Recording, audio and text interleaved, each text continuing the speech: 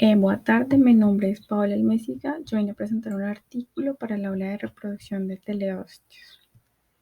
El tema del artículo es el efecto de la salinización en el Brazilian lenguado para Lichis orbillanos desde la fertilización hasta la etapa de juveniles. Es un trabajo del Dr. Sampaio y otros colegas. Este experimento fue publicado en el año 2007.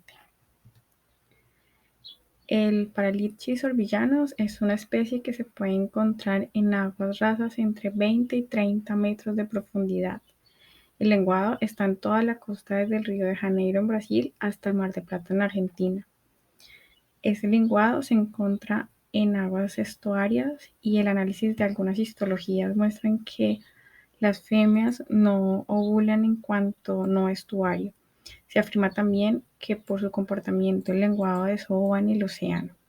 Se sabe que la distribución de la naturaleza está limitada por la salinidad y esto se relaciona también con su etapa de desarrollo.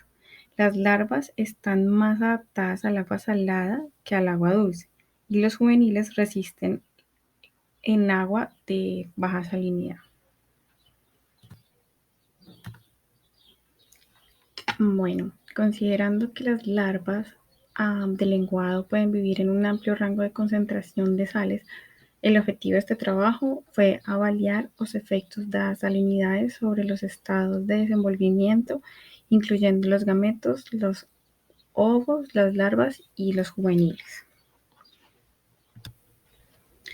Los peces adultos usados en este trabajo fueron capturados en la Casino Praia, en el Laboratorio de Maricultura de la Universidad Federal do Rio Grande. Se usaron dos fuentes de agua, una sin cloro y la otra obtenida de la costa. Ambas fueron mixturadas en diferentes proporciones para obtener las proporciones deseadas. Este trabajo fue dividido en 3 experimentos. El primero es los efectos de la salinidad en la fertilización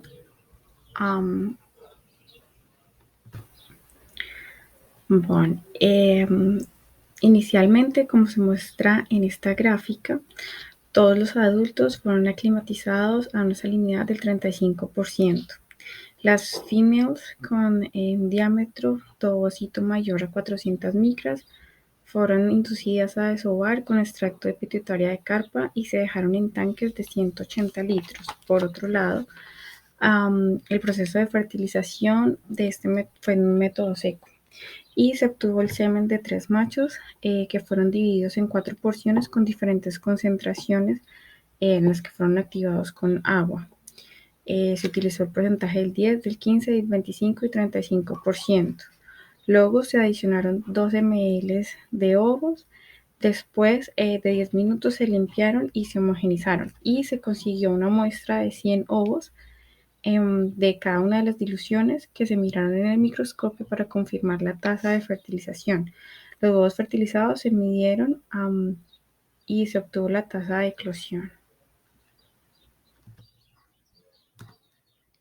En el experimento 2, que es sobre la tolerancia del agua dulce sobre las larvas y los juveniles del lenguado, se tomaron muestras de todos los tanques según la edad deseada. Los peces fueron contados cuidadosamente y se distribuyeron en cada unidad experimental. Para cada edad se usaron 6 beakers, 3 con el tratamiento control y 3 con diferentes concentraciones de salinidad. Se hizo una reducción de la salinidad con una aclimatación gradual. El experimento empezó en el 34% y inicialmente se disminuyó al 28% en las primeras 6 horas y se bajó gradualmente hasta llegar al 0% de salinidad en un periodo de 78 horas. Así se dejaron los animales durante 96 horas hasta ver el efecto de la sobrevivencia. En esta etapa también podemos observar cómo se distribuyeron a los animales. Entonces en esa tabla se puede observar la edad, el estadio y el volumen de litros usados, así como también el número de pesos usados por unidad y su medida. Bien, en el experimento 3, que es sobre los efectos de la salinidad en el crecimiento y la sobrevivencia de las larvas del lenguado, se utilizó la hormona para inducir la ovulación, fue la gonadotropina cariónica humana y la salinidad se mantuvo en el 30% inicialmente. 3 días después de la eclosión se tomaron 6.000 larvas y estas fueron divididas en 6 cilindros de 10 litros cada uno. Se hicieron 3 repeticiones, cada uno con diferente salinidad, entre el 5, el 10, el 20 y el 30%, y cada 12 horas se redujo la salinidad en un 5%. Las larvas muertas y la salinidad fueron registrados diariamente. Fueron alimentados 17 días con rotíferos y luego con náuplios de artemia. El análisis estadístico fueron hechos usando el software Statistica. Se utilizó ANOVA y un test de Turkey para el experimento 1 y 3, y para el experimento 2 fue comparado con el test Student. Los resultados son presentados como media más o menos semana. En el experimento 1 se observaron que los huevos fueron fertilizados en un rango entre la salinidad del 15 a 35%, y se observaron todos los ovos flotantes solo el 35% de salinidad. En la gráfica se puede ver que la tasa de fertilización está relacionada con la salinidad. Entonces se observa que hay una menor fertilización al 10 y al 15%, y que no hubo diferencia significativa entre el 25 y el 35%. En el caso de los huevos fertilizados al 35% y los no fertilizados, todos se hundieron hasta el fondo y no se pudo hacer, digamos, un conteo de ellos.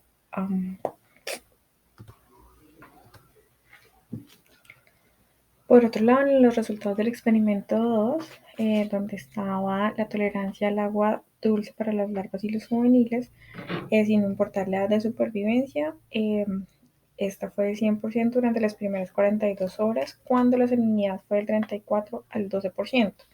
Cuando la salinidad disminuyó al 8%, empezaron a morir algunas larvas, y al alcanzar el 4% de salinidad, la supervivencia de las larvas fue de menos del 50%. Al final del experimento, todas las larvas del grupo 6 murieron, pero no se registraron muertes en ningún otro grupo. Finalmente, cuando las larvas duraron durante 96 horas en agua dulce, la supervivencia fue del 100% en todos los grupos. En los grupos control solo se observaron algunas muertes en los grupos donde las larvas tenían los animales más jóvenes. Bien, en esta gráfica se puede observar cómo la salinidad se relaciona con la sobrevivencia. La sobrevivencia de los peces criados al 10% o menor fue significativamente menor. Los peces criados al 30% fue mucho más alta. Sin embargo, se puede observar que los peces criados en salinidades del 20% no tuvieron diferencias significativas con los parámetros del 10% y del 30%.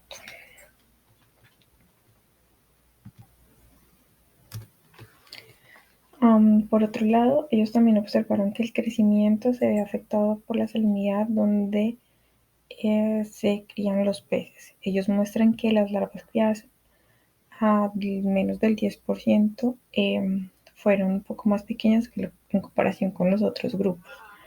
Las larvas que alcanzan más del 6.6 a 0.1 milímetros cuando son creadas al 30%, pero los otros grupos se muestran con crecimientos un poco más pequeños con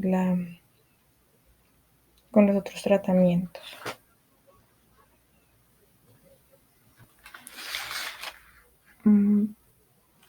También se mostró que la salinidad tiene efectos en la reproducción, en la cohesión y la agricultura del lenguado. En esta parte de la discusión se muestra que la edad y la etapa depende de la salinidad. A medida que las larvas van creciendo, se muestra que hay una mayor tolerancia a la salinidad con concentraciones más bajas. También ellos mencionan que dentro del Dentro de los Pleuromectiformes hay tres familias con tolerancia a diferentes concentraciones de salinidad durante su desarrollo.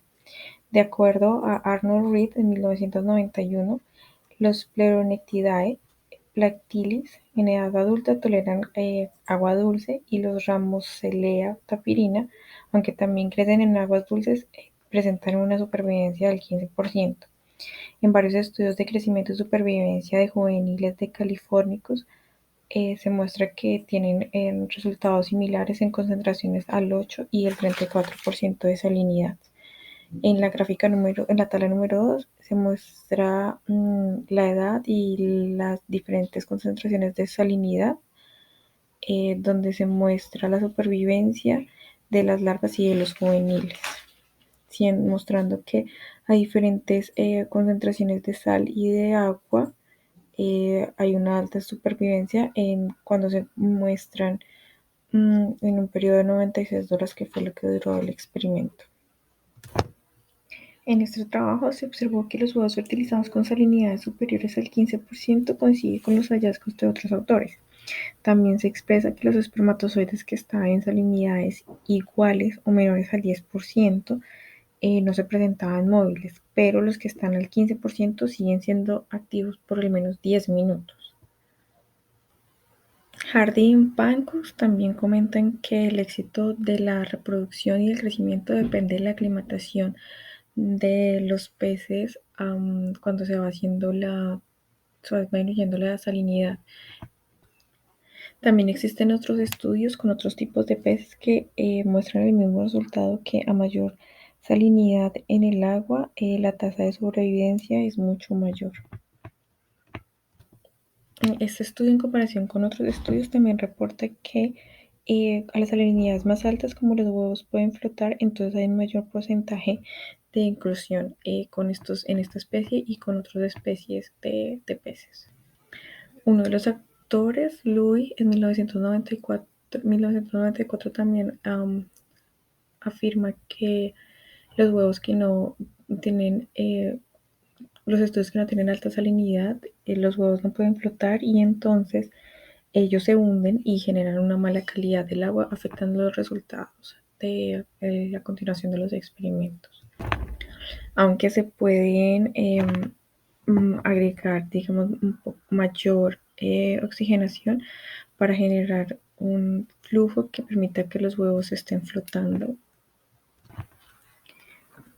Otro punto es que la mortalidad de las larvas se ve afectada por el agua dulce, pues podría estar relacionado con la falta de branquias. Entonces, cuando el pez va creciendo, se va desarrollando un poco más y la supervivencia es mucho más alta. Los autores observaron que el proceso de asentamiento no se ve afectado por la salinidad, así como Galvik y Specker lo reportaron en el 2004. Algunos adultos de la laguna de Patos en Brasil migraron hacia el océano para hacer sus desoves. En este trabajo nos muestran cómo se necesita una salinidad entre el 30 al 35% para que los resultados de la reproducción sean exitosos. También se puede criar incluso con un 20% de salinidad en el estado de la apicultura. El problema es que se ven afectados a las salinidades más bajas, donde se afecta el crecimiento y disminuye la sobrevivencia del pez. Cuando ya hay juveniles, se pueden utilizar agua dulce para su crecimiento, sin que se presente ningún problema en el desarrollo del pez. Estos serían los resultados de este trabajo. Muy obrigada.